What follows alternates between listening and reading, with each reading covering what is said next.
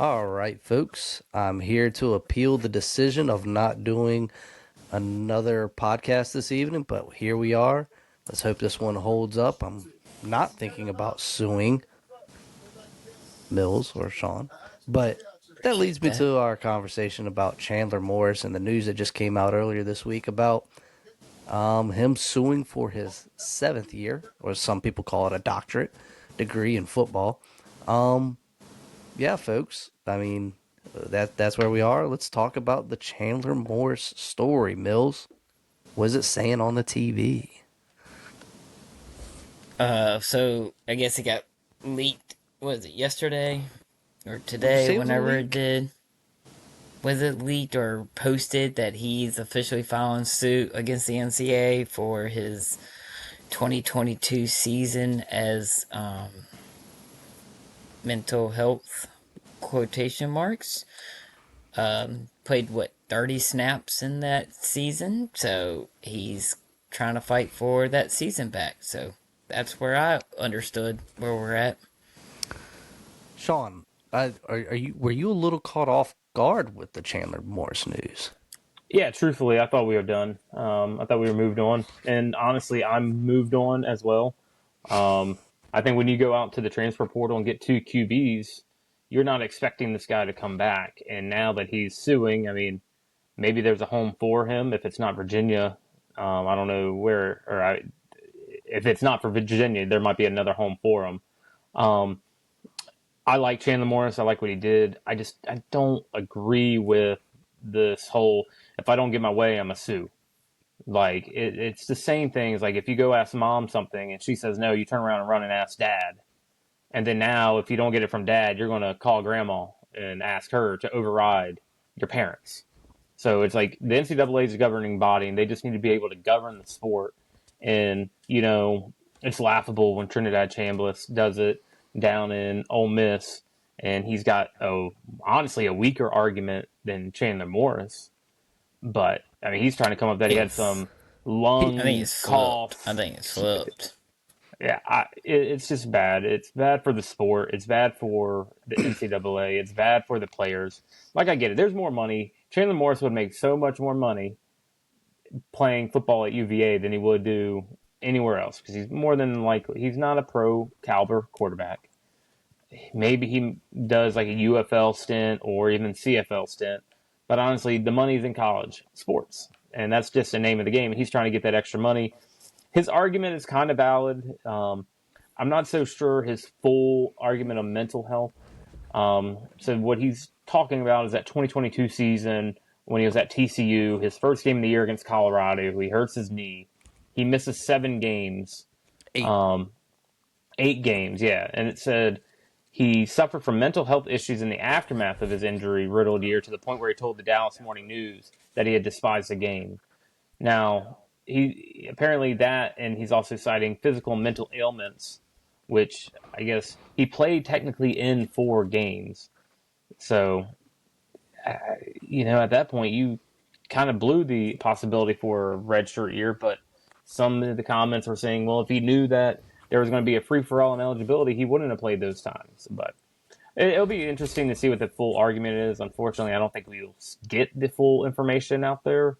But in my opinion, I hate this for all college sports, and I hate that it is bringing Virginia into it. Because now, if you're Tony Elliott, you got to figure out what are you going to do. You got 7 quarterbacks on your roster now. If Chandler Morris is allowed to come back, and do you give him the ball because he led you to a 11-2 season, Mm-hmm. or are you going to give it to someone else or give it to Purdue? I'm can't. It's late. Parbula, Pribula. yeah, from Missouri. Are you going to give him the rock, or even are you going to have it a battle between all three? I think it's going to be tough.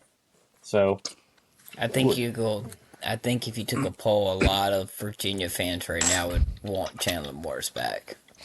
I would, but how much is that not knowing the newcomers into the Oh, it's program, 100%. or It's also what Chandler Morris brought. They know what you're going to get out of Chandler Morris.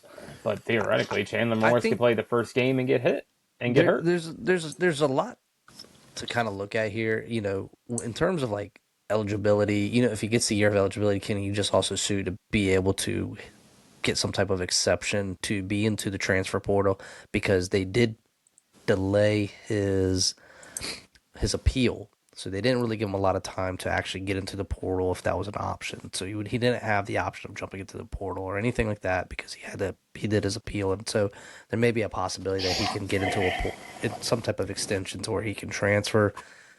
Also, kind of just from like the money perspective, like, are they just going to pony up the money? Was the money just going to drop down for them to pay him to come back, even if he gets granted the eligibility? You know what I mean? I'm not privy.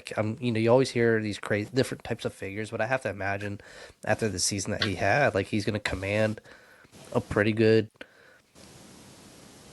You think like a million and a half, maybe, if he was an option to be a quarterback somewhere.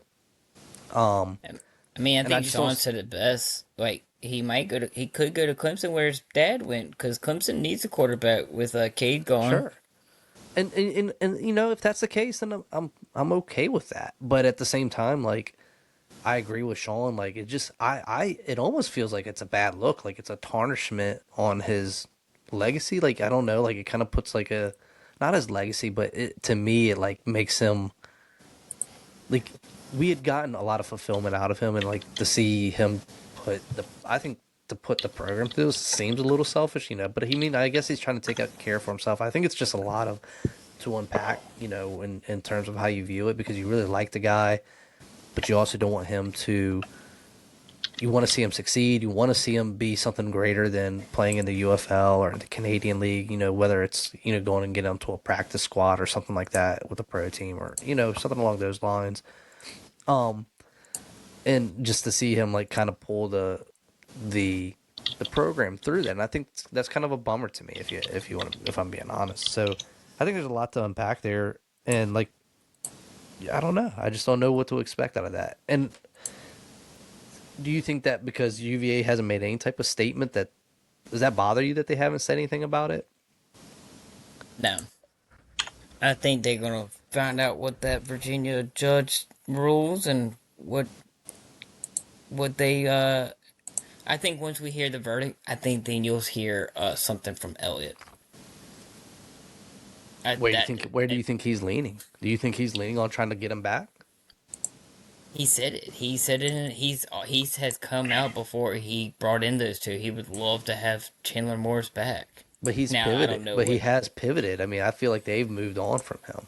They've moved, with Now my question is, doesn't the portal open come August or July when the new seat after school is technically over with? You can transfer then. That portal opens theoretically because it's a new season. If Morris came back, I could 100% see in the Missouri guy or Eli bailing one of them. Well, again, that what we were talking about, just re-enrolling into another school and Yeah, doing it that way. but I like you mean, said, how has that worked in the past? We don't really know. It's like only one person has tried the it, last really, guy that I right? remember doing that, he went from like Wisconsin to Miami or something like that, and I don't really remember what the result was for him. I think he had to sue, to be honest with you. Yep. I think everybody was suing at that point.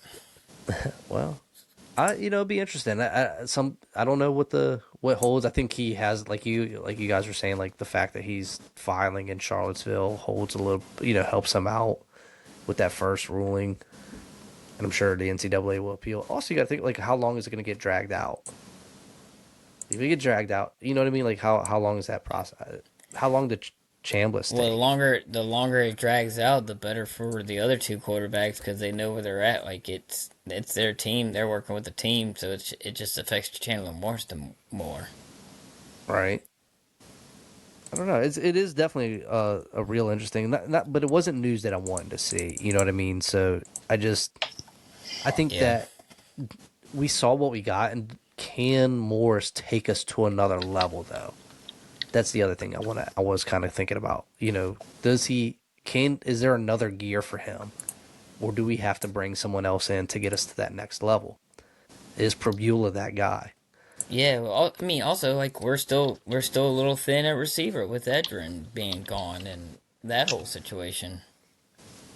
And honestly, I agree that he's probably gone. I don't know how that's really ultimately going to pan out with Edrin. Whether he's gone, forever gone, Or yeah, or whether that was a protocol type of situation and his day in court. They may pass each other in the hallways. Who knows? But um, little dap up, little handshake. they connect again. Um, Yeah, I don't know. Sean, you got any more thoughts about that? Um, no, I think y'all kind of nailed it there with Sean the hates this. Sean hates this. hates what? That it's happening. That it's Just just out there. That it's an it's issue just that we out have there. to deal That with. every kid does this, and like No, I know, I like you think it's said, yeah, it's bad for the game, and that's kind of where I feel for it, and it sucks that it's happening to our team because I like who Chandler was the Morris, but I will add, Joey Aguilar sued in the state of Texas, and he actually got turned down, and because he had played what 3 year or 4 years at junior college and then 3 years at FBS, and he yeah, he got played he like got two at Tennessee and all one That at was the other that. thing Abs- about that was the other thing about Chambliss. I think he had 2 years of JUCO, and I think yeah, JUCO is they're treating it. I think they are really treating JUCO players a little bit differently. I think there's some warrant to it. There's a little bit of weight to it. yeah. Um, But it's yeah, but it's also you could get a judge. Like if you look at the chat boards and everything, they talk about how the judge in Mississippi that gave what's his name Trinidad Chambliss. an extra Yeah, yeah they gave him an extra year was apparently an Ole Miss alum. Like they cherry picked their judge, and that could happen anywhere. But that's not a good look for the system either because you can easily find a judge to rule in your favor in that situation. But here, it's just a distraction to the program because now Tony's like got to figure out who, if he's going to get him back or not. It's just at some point the NCAA's got to get a grasp on this. It needs to be 5 years of eligibility. You get to play 4 out of the 5, or even just play all 5. You get 5 years of eligibility post high school graduation, unless you go military service or whatever the mission service is for like BYU.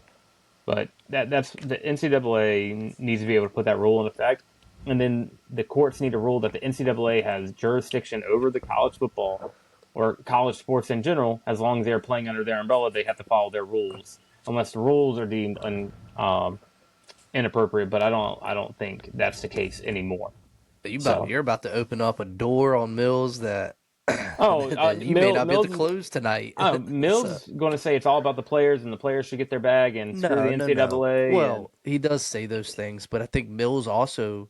I've heard you say that, and I don't really want to talk about this because it's so they're lofty. These are lofty ideals.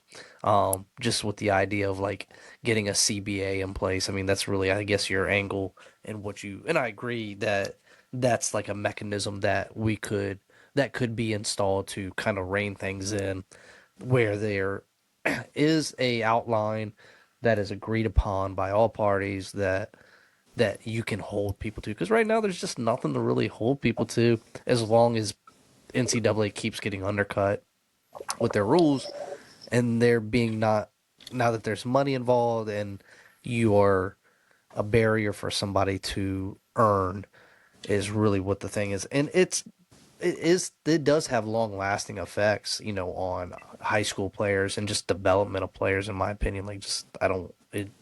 That's the angle that the NCAA is taking it anyway. I think that's just the one that I've seen most lately. Like we're trying to protect high school players. Been their angle lately. yeah, I think every time someone plays these 7 years, it's always going to trickle down. Like, well, maybe if this certain situation didn't arise, maybe I could have played and I could have played better and yada yada. It's just all right. At some point, we just got to be done with it. And you Who's got get, the Who's got the huh? 9 years? Someone's playing 9 years this Yeah. coming up year. And see, that's where I think the NCAA screws themselves because they'll grant it for somebody for like legitimate, like full on season ending injuries 4, 5, 6 times over. But like in the Chandler Morris situation, because he played in those 4 games, and once you play your 4th game, it kind of counts as your eligibility. Even though they weren't meaningful snaps in a football game, he played in those games technically. So Right. Yeah. he was no longer injured. He was not a season-ending injury, and I think that's ultimately what it's going to come down to. The courts are going to be like, well, if it was a season-ending injury, he would not have played late in the year.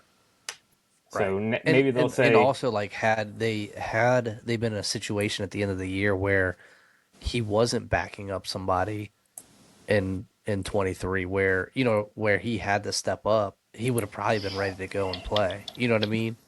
Where the yeah, that's what I think. If he maybe not, if hindsight 2020, but if he knew, he probably should have just sat out the rest of the year. But I think that's where the mental health part is coming in. I think that he was probably talking to a therapist, and the therapist said, hey, well, you might just need to suit up and play football again if that's going to make you feel better and get you out of that dark spot you might be in. Maybe that's where they're going to pinpoint the mental health, and that he played because the doctor said he needed to for his mental health, and we'll see how that plays out. But that's the only thing I can think of that they're going to try to use and maybe get some play because it's mental health, and that's a trending topic these days. he it's honestly though it's the first that I've heard of that mechanism being used. I mean, like then like you get into a situation where like Elijah Gertrude's like I have mental health. I need to get more playing time. And it's just like the whole thing was weird. I thought Mills, you said that you felt like he was grasping for straws, with taking that angle, Yeah. and you know, I don't. If that was really the case as It's well, like why wasn't this addressed earlier? Why wasn't this addressed upon when he left North Texas and got those? You know what I mean? Like why? Well, I You think know what I that's mean? Like because he.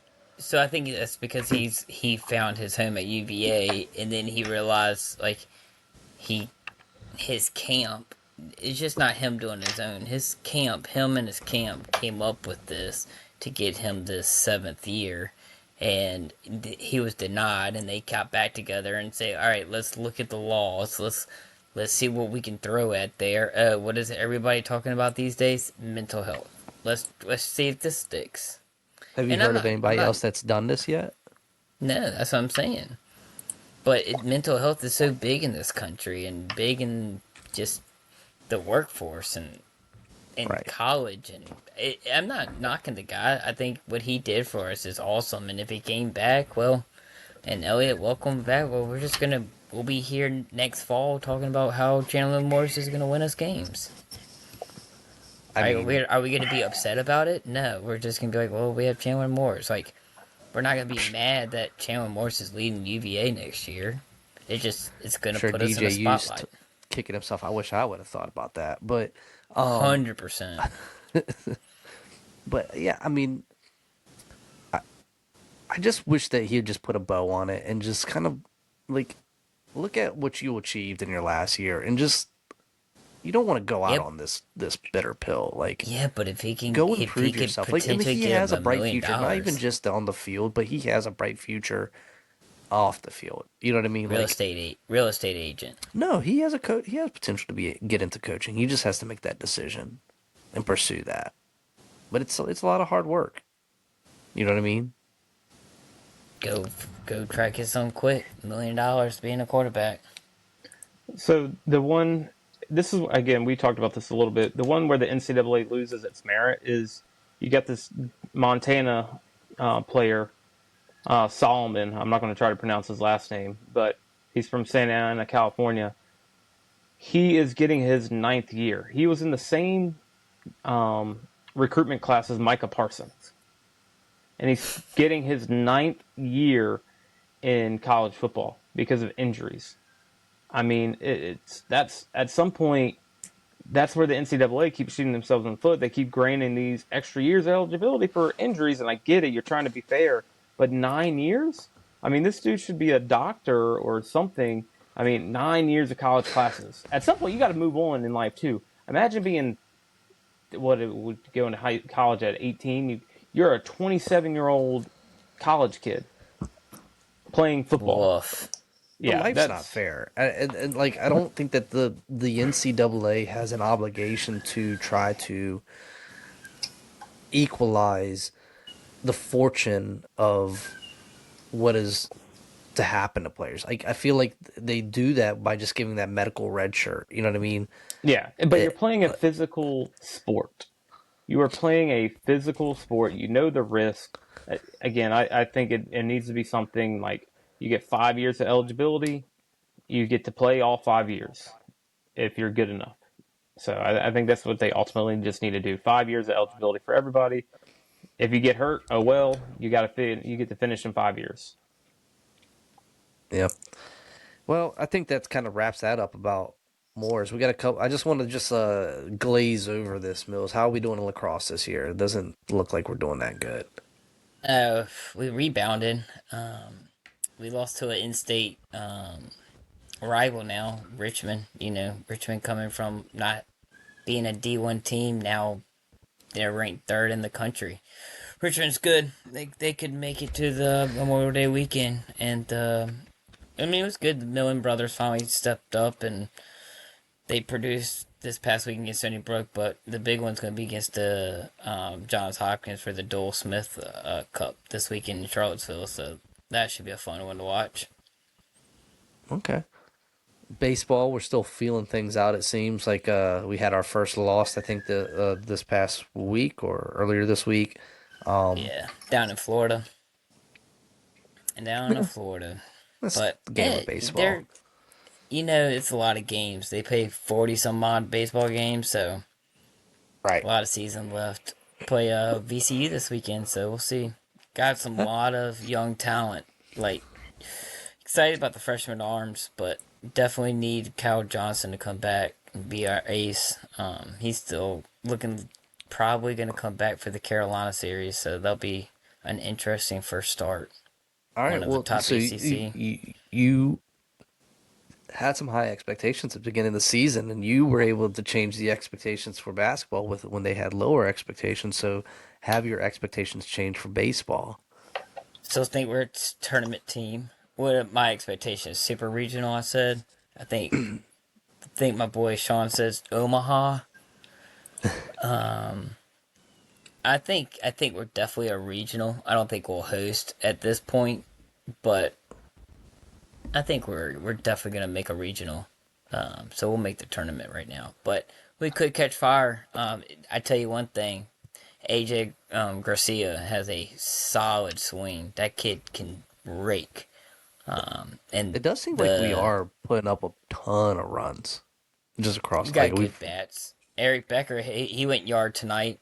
His first home run of the season on the second pitch against George Washington. And then, I mean, just the kids like the Joe Torelli kid from Ryder. I mean, is just a solid bat, and then Sam Harris from Duke. It's just we got good lineup, good just hitters. You just got to find the pitching. But I mean, it that'll might come come. around. What do you think, Sean? Yeah, You that'll think? come with time. What do you think? What do you think about baseball? I think it's still early. Have you Obviously, the watched a single inning? yeah, I watched some of it. Me and Mills were on the phone watching part of the games in Florida. One of them wasn't televised, which was rough, but planning on trying to get out there this weekend. They're wearing my favorite uniforms today, which was good. I like looking at those That's pictures. that's their weekday game uniforms when they're home. It's the Yeah, American flag one. yeah, my favorite. So I think there's still plenty of time. It's early in the season. You don't want to throw a lot of pitches with your young guys. In general, you got to save the arms. So I think the pitching will come around, and they're still highly talented, and people have them predicted to go make it to that Omaha. So it'll be a good season to see how it plays out. See Coach Pollard. I would love to see a super regional where we host Mississippi State and make Brian O'Connor come back first year. So Would you go to that? oh yeah, 100%. I think that would be packed. I think that would be Oh, it would be absolutely sold out. packed. Yeah. And I don't think he would get a warm welcome home if you asked Um, me. I mean, they'll probably name the field after him in that same game, but Oh, we'll have to see. You never know. It'll uh, be Brian O'Connor Stadium or field, whatever you want to call it. you mean So, Dusherin Park? You're not getting rid of Disharum Park. Disharoon Park at Davenport. it would be Davin. Disharoon Park at Davenport Field by Brian O'Connor. Yeah, it kind of flows well. I think it'll fit. That fits. But no, I think it'd be fun. But I will just one last tidbit: the freshman arms did pitch well. They went 6 innings, three freshman arms, no hits. So that was fun to watch. That kid Noah Yoder, he's from Mechanicsville. He threw 98 today, so he's got some zip behind him. Yeah, and like I said earlier, those things kind of sometimes can seem to just kind of come together, Yeah. over time, and we'll hope for that. So I appreciate you guys coming back for a second dose and listening to us. Um, go Who's, let's beat Duke. Go Go Hoos. Who's.